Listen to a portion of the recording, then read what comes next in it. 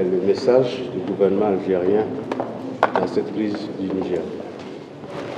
Tout d'abord, permettez-moi de remercier mon frère Olusegun Ajari Bakari pour m'avoir reçu aujourd'hui à Cotonou dans le cadre d'un processus de consultation politique. Je ne vous surprendrai pas en vous disant que le sujet central de ces consultations politiques est la crise au Niger. Celle-ci est au centre des préoccupations de la CEDEAO. Elle est aussi au centre des préoccupations de mon pays. Je voudrais dire que le principe du refus et du rejet des changements anticonstitutionnels tient particulièrement à cœur à l'Algérie, puisque c'est au sommet africain d'Alger en 1999 que cette norme a été posée, la norme du refus, du rejet des changements anticonstitutionnels. Donc, l'Algérie se considère d'une certaine manière le dépositaire politique, le dépositaire moral de cette norme. Et nous ne pouvons que la réaffirmer avec force au vu de la crise au Niger, qui est une crise conséquente à un changement anticonstitutionnel.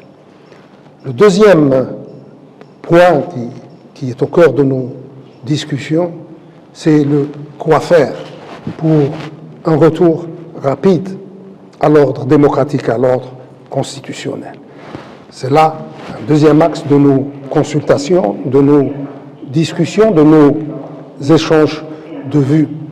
Troisième point, qui est très important et qui a été au centre de toutes mes discussions, il y a un souci commun qui nous anime d'éviter à la région, d'éviter à nos pays un surcroît de risque, un surcroît de péril.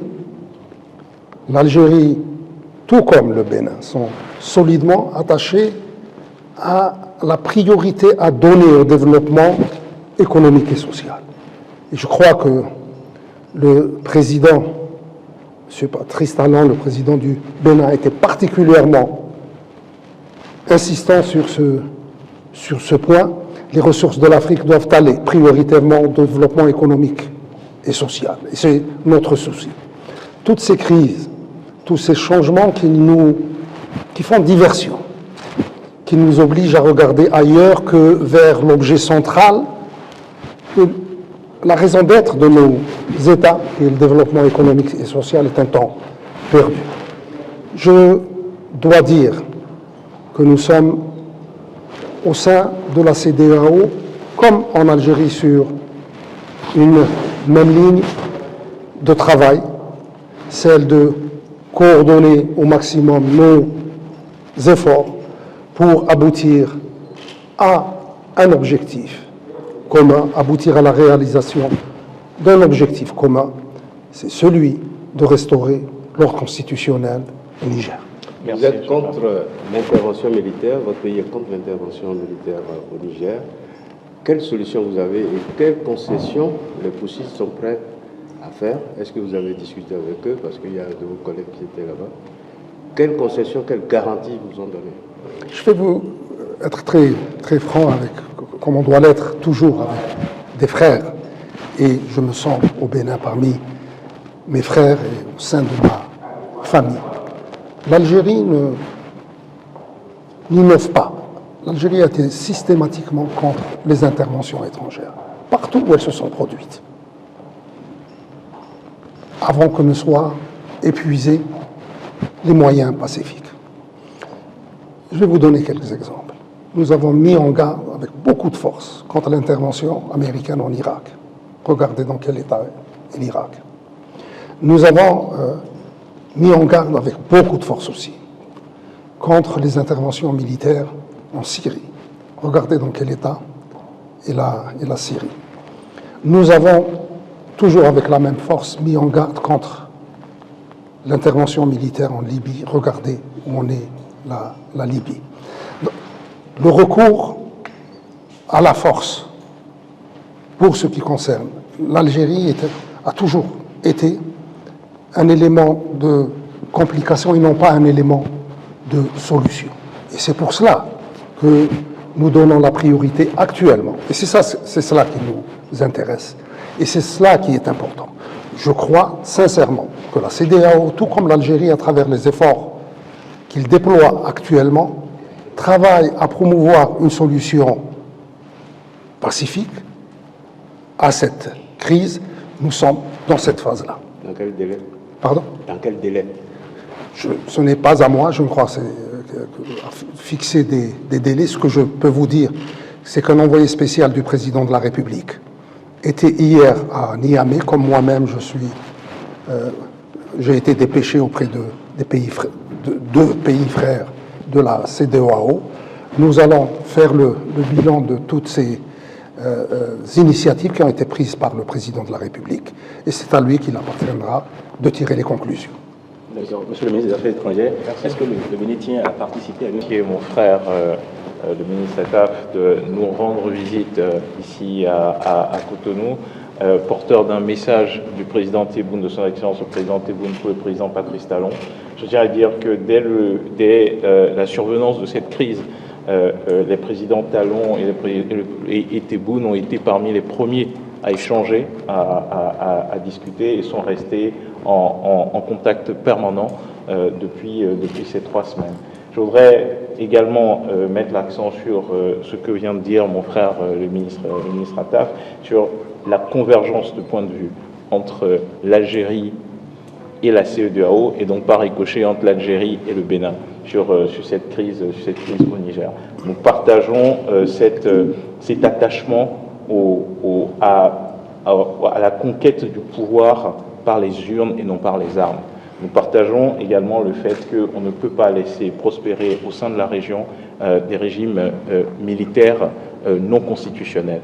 Et donc là-dessus, nous allons travailler ensemble pour que ces objectifs qui ont été fixés par les présidents Tebboune et Talon puissent se matérialiser le plus rapidement possible en ce qui concerne le Niger. Le ministre des Affaires étrangères de l'Algérie a certainement plaidé pour une non-intervention militaire. Est-ce que vous lui avez donné une réponse? Alors, je pense que mon frère, le ministre Attaf, a été très clair là-dessus. L'Algérie soutient les décisions de la CEDEAO, est parfaitement aligné avec la CEDEAO sur le processus que les chefs d'État de la conférence, que les présidents de la conférence des chefs d'État ont mis en œuvre en fait au niveau de la CEDEAO. Ce processus, il est simple, c'est de rappeler notre attachement profond au transfert constitutionnel des pouvoirs et à la conquête constitutionnelle des pouvoirs, donc à toute conquête non constitutionnelle en fait des pouvoirs, c'est de rappeler notre volonté à un retour à l'ordre constitutionnel au Niger, et le ministre Attaf a été très clair là-dessus également. Et nous, à notre niveau, ce que nous disons, c'est que si ce transfert ne se passe pas le plus rapidement possible, et dans l'objectif qui a été fixé par le président, tous les autres moyens pourront être utilisés. C'est ce sur quoi nous sommes convenus, et je pense que cela fait partie d'un point de convergence entre l'Algérie, la CEDEAO, et l'Algérie et le Bénin. Est-ce qu'il y a un autre deadline donné aux putschistes au Niger? Je pense que ça, comme l'a dit le ministre Attaf, c'est dans l'escarcelle des chefs d'État. Il y a des contacts permanents qui sont en cours, et nous avons bon espoir qu'il y aura un retour rapide à la raison. Mais dans tous les cas, la volonté exprimée par les chefs d'État lors de la dernière conférence des chefs d'État reste sur la table.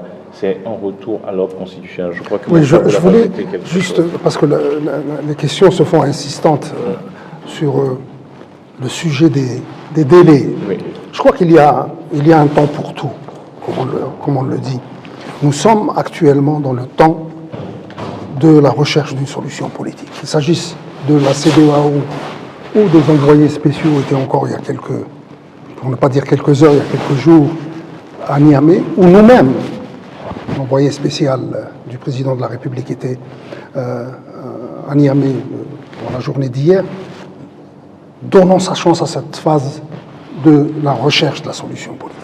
mettant toute notre imagination, tous nos efforts, toute notre énergie. Et je crois que c'est ce que nous faisons, tant au sein de la CEDEAO autant qu'en Algérie, pour donner sa chance, toute sa chance à la solution politique. Laissons le temps politique emprunter ses voies, utiliser ses ressources. Qui sait? Cela pourrait être pour le bonheur de la région. Merci beaucoup. Prions pour cela et priez avec nous